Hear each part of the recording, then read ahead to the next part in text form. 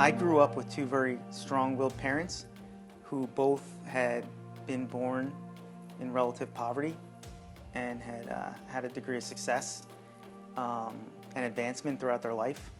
Both of them grew up. My father grew up in a farming community, and with a family that had a very strong religious background. They were Catholic, and they counted on God to deliver for them and to provide for them. But I think my father also was very self-reliant. My mother's family was Jewish. She grew up in Philadelphia in a very poor area near Kensington, and I don't think her family was very spiritual in the sense of an organized religion or very clear on their beliefs. The idea that I guess I had about God growing up was that God was this abstract, impersonal set of rules that I was supposed to follow. So I think my family members who professed faith also had a very abstract, hazy version of who God was, even though we found his book to have a lot of rich content. We just couldn't identify who is this person. When I was in high school, I think personally I had this tremendous desire to prove myself, to prove my worth, and to show everyone that I could play varsity, play with the big boys, that I was worthy and I had merit. So I joined every club. I ran for every elected office you could run for. I fought any opponent that I could in any forum that there was, an argument or a fight or a debate to be had. I did my best to prove myself, to be successful, to be, worthy in the eyes of my peers. I was looking for their esteem, to prove myself to my parents and my family that I was a good son. I guess in college is where I felt even less of having a purpose or a direction in my life until the very end. I just didn't know where I fit in. When I was in high school, I was a pretty good kid, and I think I decided to make up for it in college. I took advantage of the social scene and drinking, and dabbled a little bit in drugs, and anything I could do that was bad behavior that I hadn't had a chance to do before, I took a shot at it, but it never really satisfied in a way that was lasting, and always left me, hungry for more and searching out new adventures, and never really brought me any sense of fulfillment. So when I was in college, I guess I felt the calling to be an attorney. I had worked tirelessly and done everything that I knew how to do to set myself up for a good life. I excelled in my legal studies in every way that I could possibly excel with my skills and abilities, tried to distinguish myself. I got out into the workforce and got a job at a law firm after doing some other things first. And when I got that job, I was so proud to finally be a practicing lawyer. Here I was practicing my craft, and I made it my job to outshine everybody that I possibly could that was my peer, to take advantage as much as possible of this opportunity that I had to impact the world through being a lawyer. This was when Lehman Brothers, and my friend worked at Lehman Brothers, collapsed.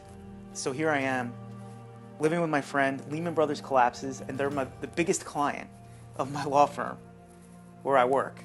And there's talk about people being laid off. So we just reverted back to what we knew. As work slowed down, we just went back into the party lifestyle that we knew in college, and enjoyed going out to all the bars and clubs in Hoboken all the time. But I took a chance to even move more all in than I already was with my legal career, and made a move in the midst of the beginning of this recession to another firm, thinking the grass would be greener somewhere else. There had to be a way to navigate this if I was smart enough and made the right moves and the right decisions. So I went to this new firm and completely got the rug pulled out from under me, because it was not a place that I fit in. They didn't have the same values that I had at that firm, and they were not reacting well to the crisis that was going on in the economy. I found myself compromising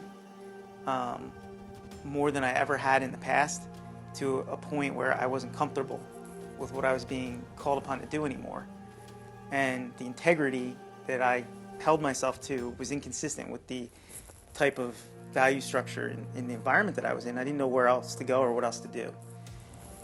And it really came to a head when one day at about 8 o'clock in the morning, they called me in and said, listen, you're in our corporate department and there's no corporate work, and we've made the decision to let you go. So while I was trying to help my dad with this foreclosure case, which was something I knew nothing about, I started searching for answers to what I was going to do with my life. And I started reading the Gospels. I have no idea what it was that prompted me to do that. It seemed like at that point in my life, a lot of people were saying, it's just the gospel message is, and I would hear people say stuff about the gospel message. I was actually started going to a church where the pastor talked about the gospel message.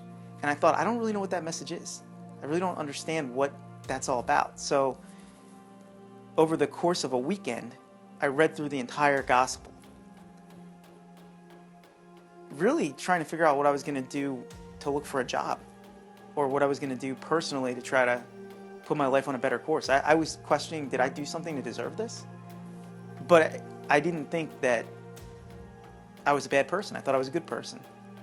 I thought that I had the best of intentions and I had worked hard and I deserved certain things. I didn't think at that time that anything that I was doing in my life was really that terrible.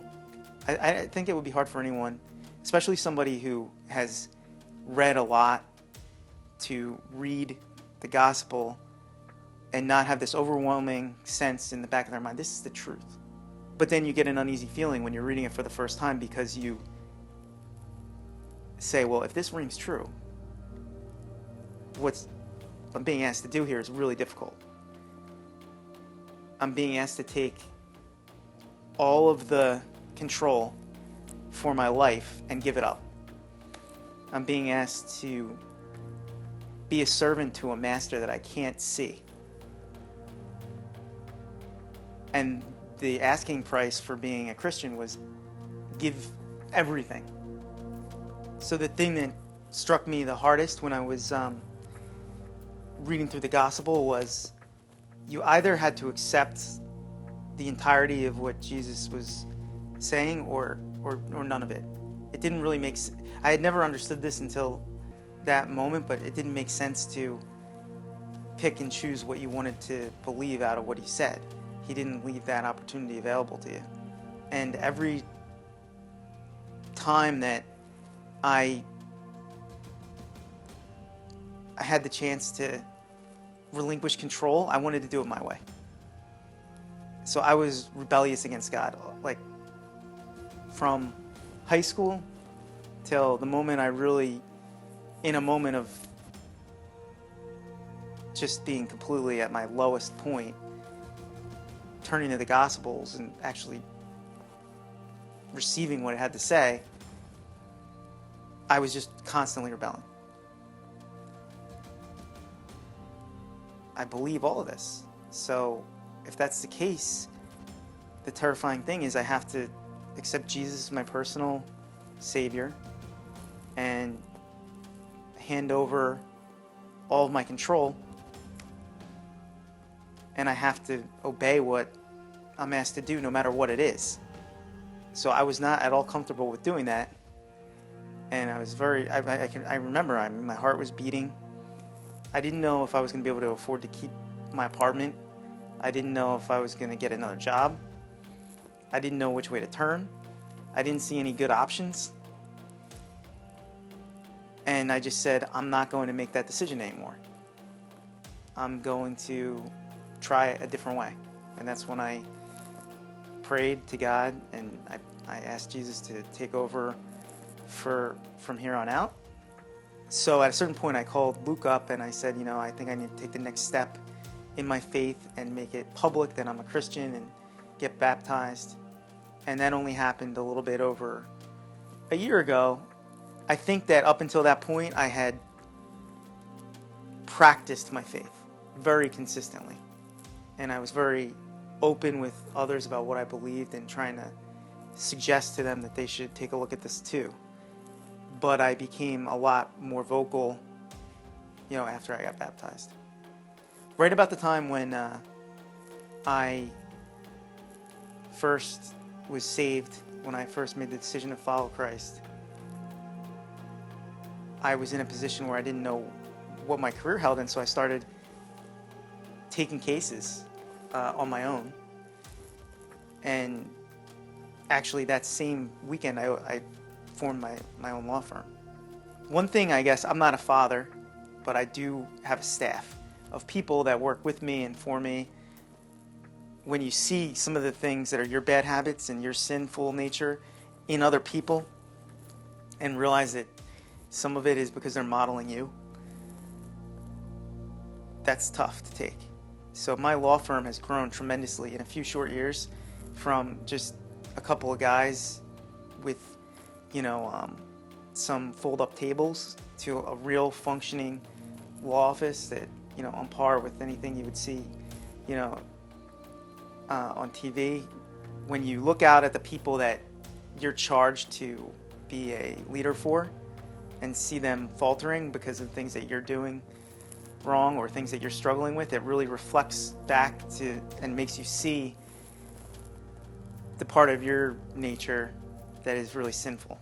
Whether it's anyone you can pick out of a hat of the things that they don't seem so insidious, you don't want to admit them about yourself, and then to me it's always when I see other people, I want to be a better example. And so more and more I am constantly asking myself every day, am I living in accordance with the values that I profess and believe? And would somebody see the evidence of my faith in my character? As a follower of Christ first and lawyer second, I came to understand something about God's character and this common thread in all of our journeys that changed the way that I approached what I do for a living. I thought the purpose of life was to achieve. I thought the purpose of life was to leave a good record of accomplishments. I thought you could buy your way into heaven through good works. And what I've come to find out is that I, on my own merits, could never be approved of by God. I could never stand toe-to-toe with Him. I can't do those things on my own. So the purpose of life is to follow Jesus Christ's example. It's to be on God's team. It's to actually live the principles that the Bible teaches.